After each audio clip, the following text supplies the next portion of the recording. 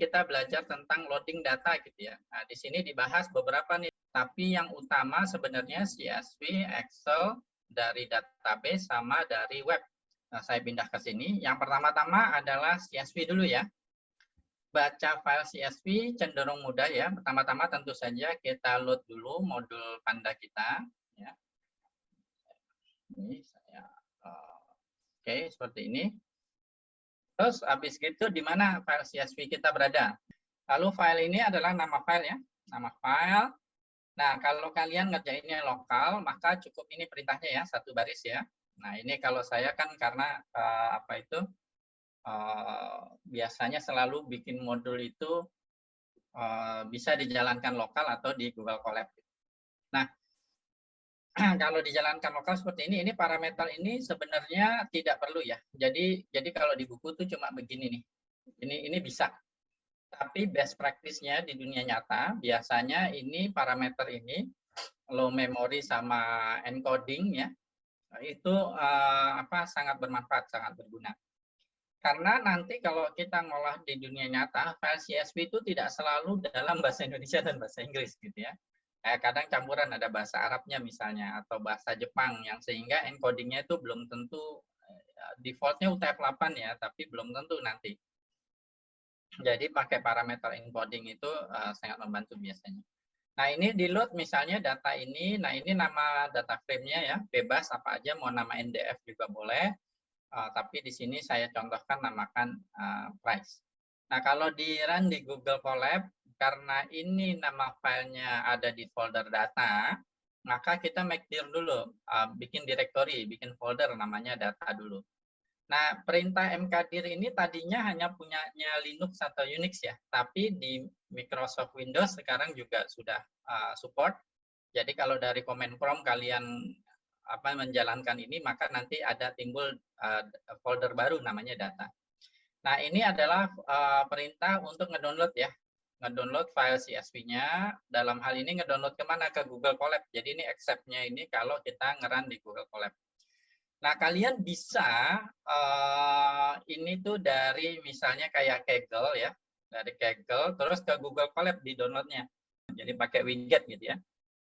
Nah, yaudah. Kalau dijalankan, maka kemudian kita dapatkan, misalnya mau tahu jumlah baris dan kolom, kita bisa price.shape. Nah, habis itu ini jumlah baris dan kolomnya, barisnya 936, jumlah kolomnya 10, datanya seperti ini. Nah, ini adalah meload CSV. Meload CSV. Nah, bagaimana dengan file Excel? Nah, sebelum kita ke Excel, mungkin kita diskusi dulu. Kalau nyimpen data, menurut kalian sebaiknya CSV atau Excel dan kenapa? CSV itu lebih dianjurkan dibandingkan file Excel. Kenapa? Excel itu ada batasannya. Jadi jumlah baris nggak bisa lebih dari, kalau nggak salah 1.800, jumlah kolom juga ada batasnya. Sedangkan CSV itu nggak ada batasnya, baik jumlah baris maupun jumlah kolom. Sehingga biasanya untuk data science dan data analis, itu lebih dianjurkan untuk menggunakan CSV seperti itu.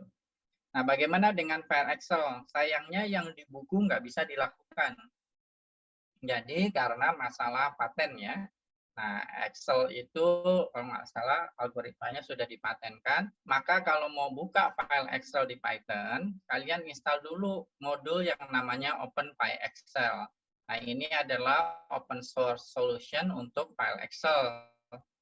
Nah, ini yang saya berikan linknya. Nah, cara installnya biasa ya, buka command prompt, lalu ketikkan pip install OpenPyExcel. Nah, kalau dari Google Colab berarti ya tinggal jalankan aja sel ini. Nah, kemudian sebenarnya cara ngeload datanya sama kayak yang sebelumnya. Cuma kalau sebelumnya kan read CSV fungsinya di sini ya, read CSV.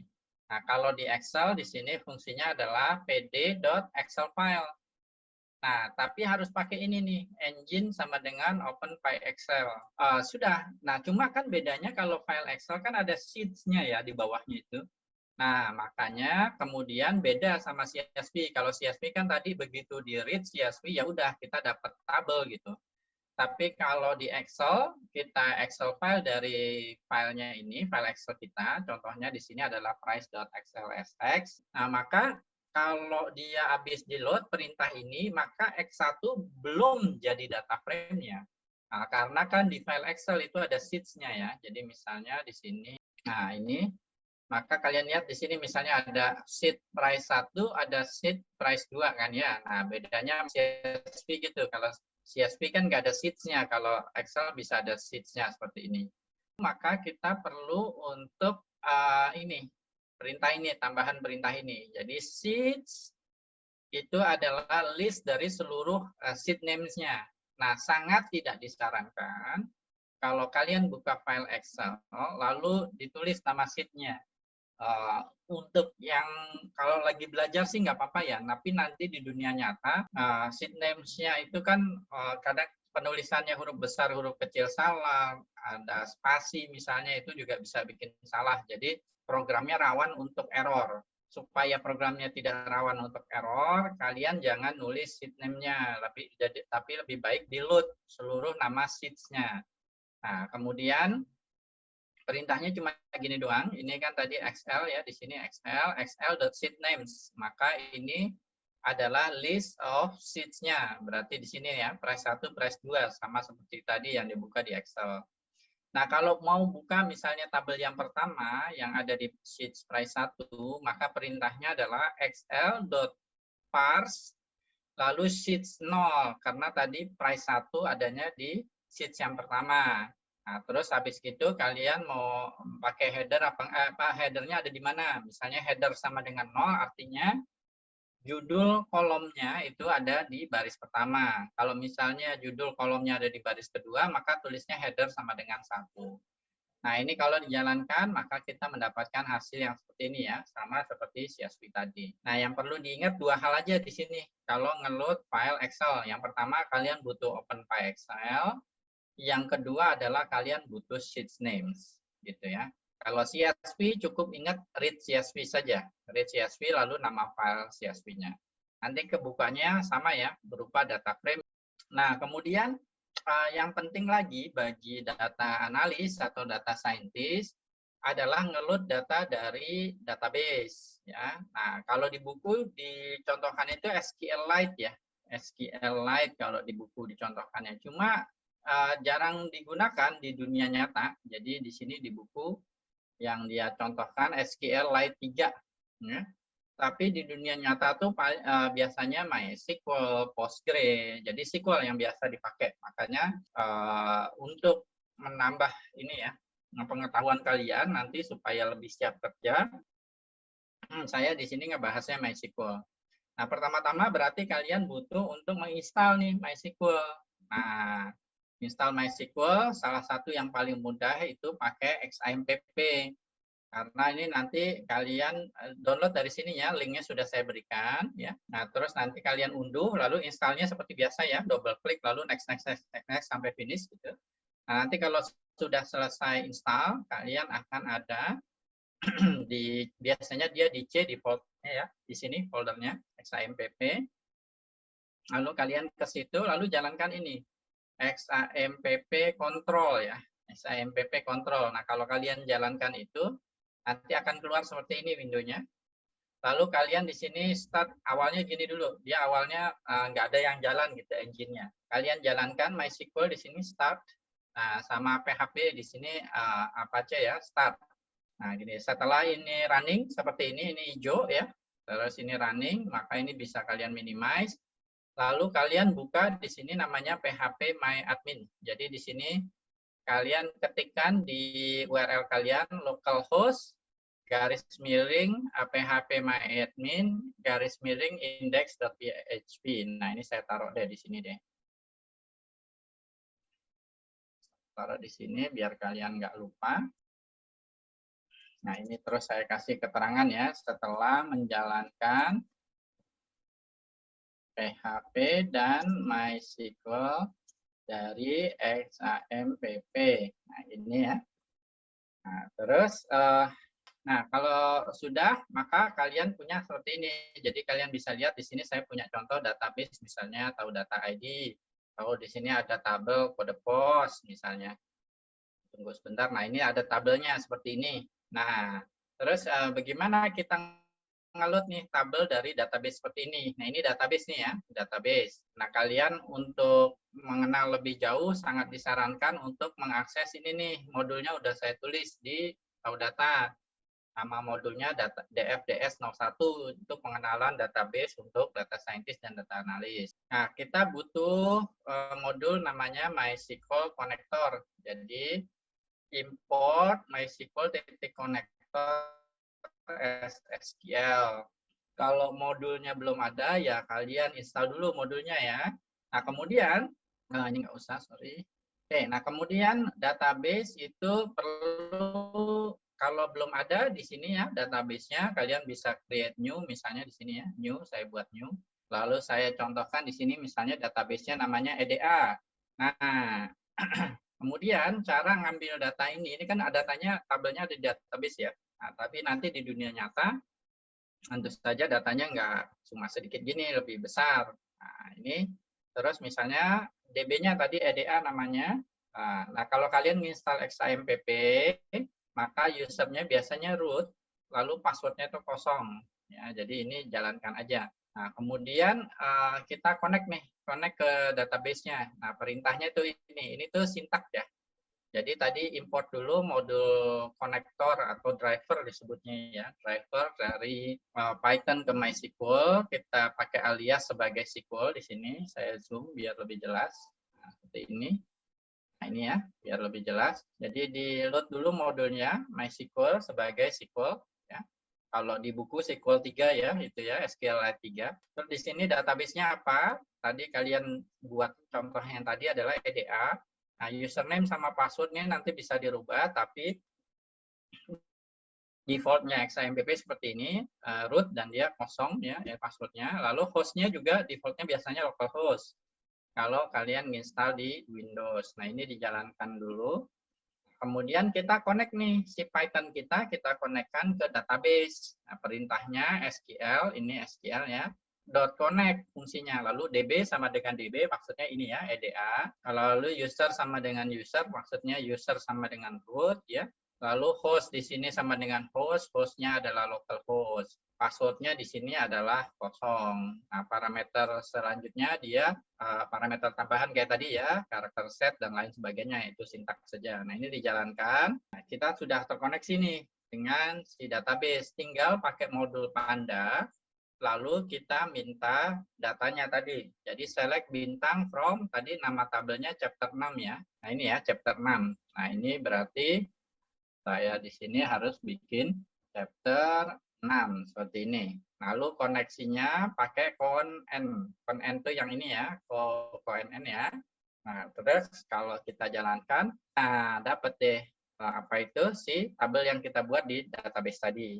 Nah, kalau misalnya tabelnya bukan berasal dari ini, DB yang ini, misalnya tadi ada taudata.id misalnya tadi ya. Nah, terus nah seperti ini, terus ya kayak gini, ini bisa juga dijalankan. Terus tadi di sini misalnya tabel kode pos. Nah, maka muncullah di sini datanya data kode pos yang di sini ada 81.267 baris, 8 kolom. Provinsi mana, kota mana ya, kabupaten mana, kode posnya apa kayak gitu. Nah, kemudian itu ngambil data dari database. Nah, minimal banget data analis dan data scientist itu adalah tahu cara ngambil data dari database. Karena kalau kalian nanti kerja, apalagi di perusahaan besar, biasanya datanya nggak lagi disimpan di CSV dan Excel ya, tapi di database. Nah, kalau kalian diminta oleh atasan untuk olah data, ya udah suruh ngambil dari database. Kalian cukup perlu tahu tabelnya tabel apa kayak gitu. Nah, nanti aksesnya akan diberikan oleh database administrator atau data engineer yang ada di kantor. Tapi itu bukan tugas kalian. Kalian cuma dapat ininya aja nanti di kantor, di tempat kerja. Seperti itu. Nah, kalau udah dapat datanya, ya tugas kalian sebagai data scientist atau data analis untuk mengolah data ini, mulai pre-processing, visualisasi ya, melakukan EDA terlebih dahulu, interpretasi, baru nanti kelak lakukan modelingnya. Nah, di buku kemudian juga ngebahas tentang web API. Jadi gimana ngambil data dari website ya. Tapi ini istilahnya scraping sebenarnya ya. Cuma scraping itu luas ya, scraping itu luas. Yang dibahas di buku hanya kemudian scraping untuk ngambil data yang berbentuk tabel. Jadi kalau misalnya kita ada halaman website lalu ada tabelnya, gimana cara ngambilnya gitu. Nah, menggunakan modul Panda itu sangat mudah sekali. Saya berikan referensinya ya untuk kalian baca lebih lanjut. Nah, tapi ini saya contohkan saja. Misalkan di sini ada halaman website ya. Ini halaman websitenya, kita buka dulu saja. Nah, ini ya. Jadi di halaman website ini ada beberapa tabel ya. Seperti kalian lihat di sini ada beberapa tabel. Nah, kita mau ngeload nih tabel ini dari Wikipedia ya. Kita load. Nah, bagaimana caranya? Mudah sekali. Nah, pertama di sini ada halaman websitenya, terus perintahnya hanya kemudian pd.read.html, terus adalah alamat websitenya. Cuma yang harus hati-hati adalah biasanya perintah load data di Panda itu adalah load ke data frame ya, load ke data frame. Tapi karena satu halaman website bisa memuat beberapa tabel, maka hasil dari pd.read.html lalu alamat websitenya itu list, bukan data frame. Jadi kalau di sini saya simpan sebagai variabel namanya dflist, kalau saya dflist.shape itu error karena list tidak punya properti shape. Yang ada kalau list maka dia punyanya atribut length ya, berarti berapa banyak. Nah, dalam hal ini ternyata ada 44 tuh, 44 tabel yang terdeteksi di halaman website ini gitu. Nah, apa itu? Yang kalau kita ini jabarkan, nah ini adalah tabel-tabelnya gitu ya. Misalnya yang pertama ini nggak ada judulnya, yang kedua list world of billionaires ranked in or gitu ya. Coba lihat yang pertama. Nah, ini adalah tabel-tabelnya. Oh, dia di meta ya. Nah, kalau mau ngelihat tabelnya, misalnya tabel pertama gitu ya, maka kita bisa panggil df list 0. Nah, ini adalah tabel pertama yang terdeteksi dari halaman website tersebut. Nah, ini tabel ketiga misalnya. Nah, ini tabel yang didapat dari halaman website tersebut. Enak banget ya, enak banget, mudah banget. Udah ada modul seperti ini. Dulu saya untuk melakukan ini bisa coding berhari-hari, minimal seminggu gitu, karena rumit. Tapi sekarang cukup satu baris ya, cukup perintah pd.read.html URL langsung dapat tuh datanya dari halaman website, tuh bayangin, bukan CSV, bukan Excel, bukan database, dari website. Nah, itu udah dimudahkan banget seperti itu. Dan kalau udah di load sebagai ini ya, data frame ya, selanjutnya kalian bisa lakukan apapun yang kalian mau. Jadi kalian bisa begini ya, misalnya df sama dengan df list 2. Jadi tabel yang ketiga ya. Misalnya kalian mau .head, .tail, .sample, terus cek publikasi dan lain sebagainya. Nah, terus bisa juga kalian ngambil hanya tabel yang terkait sesuatu gitu. Nah, ini terus ada perintahnya match, terus nanti tabelnya apa gitu. Nah, cuma hati-hatinya kalau nggak match ya. Kalau nggak ada yang match, maka ini akan jadi error nih kalau begini. Ada ininya. Jadi saran saya kalau mau misalnya ngeload hanya tabel tertentu, kalian pakai try except. Nah, ini karena kita tahu ada tabel ini, maka bisa dijalankan tanpa harus khawatir ini bikin error ya, seperti itu. Nah, udah.